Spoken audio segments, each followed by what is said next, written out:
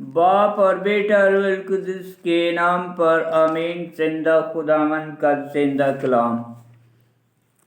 अरमिया नबी की किताब उसका 12 बाब। ए खुदावंद, जब मैं तेरे साथ बहस करूं तो तू आदल ठहरेगा।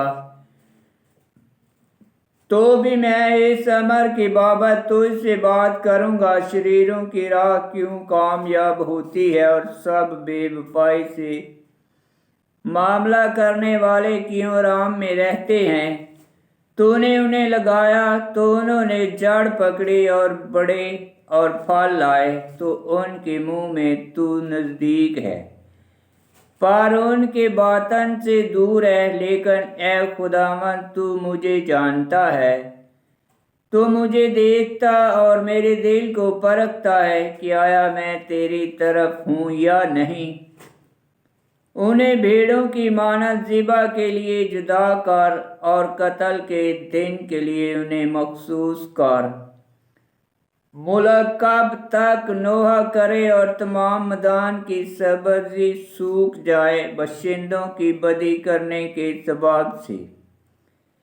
चरिंदे और परिंदे हलाक हुए क्योंकि वो कहते हैं कि वो हमारा अंजाम ना देखेगा।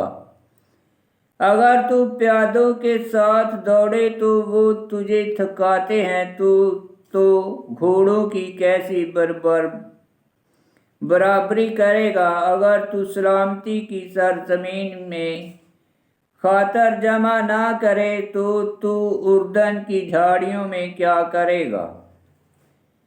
क्योंकि तेरे भाई और तेरे बाप के घर के लोग तेरे साथ बेवफाई करते हैं और वो तेरे पीछे बुलंद आवाज से चलाते हैं, बस तू उनका एतबार ना कर, अगरचे वो तेरे साथ नेकी की बातें करें। बेवफाई की सजा मैंने अपना घर तर्क किया और मैंने अपनी मुराद छोड़ी और मैंने अपनी जान की महबूबा को उसके दुश्मनों के हवाले किया।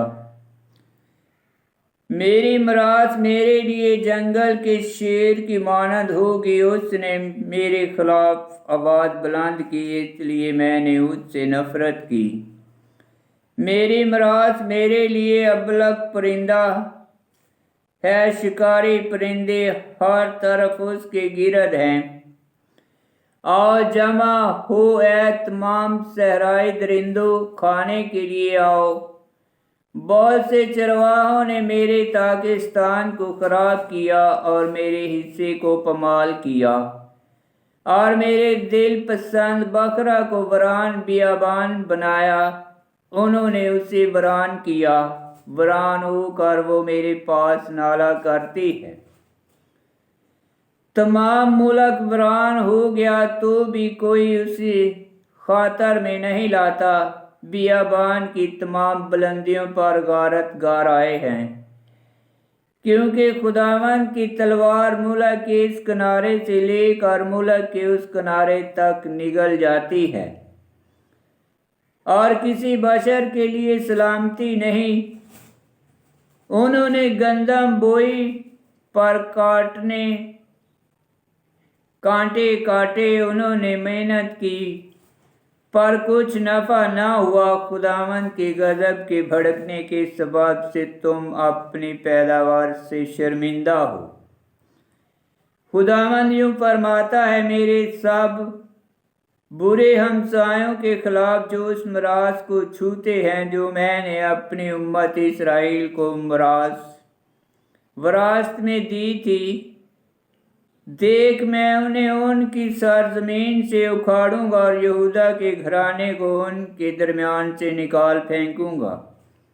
और बाद उसके कि मैं उन्हें उखाड़ूंगा, मैं फिरूंगा और उन पर रहम करूंगा और हर एक को उसकी मिरास पर और हर एक को उसकी सरजमीन में वापस लाऊंगा। और अगर वो मेरी उम्मत की राहें सीखें और मेरे नाम की कसम खा कर कहें कि जिंदा खुदावंद की कसम, जैसा उन्होंने मेरी उम्मत को बाल की कसम खाना सिखाया था, تو وہ میری امت کے درمیان استوار کیے جائیں گے، اور اگر وہ نہ سنے تو میں اس قوم کو بالکل اکھاڑ ڈالوں گا اور نابود کروں گا، یوں خداوند کا فرمان ہے۔ آمین۔ خداوند کا پاک کلام کا پڑھا اور سنا جانا باعث برکت ہو۔ خداوند تیرا شکر ہو۔ آمین۔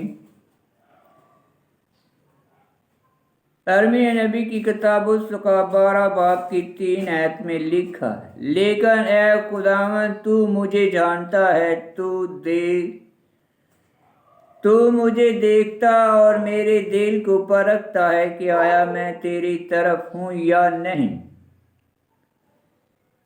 12 باب کی 3 آیت دوسرا پطرس کا 2 باب 12 آیت میں لکھا ہے۔ آمین۔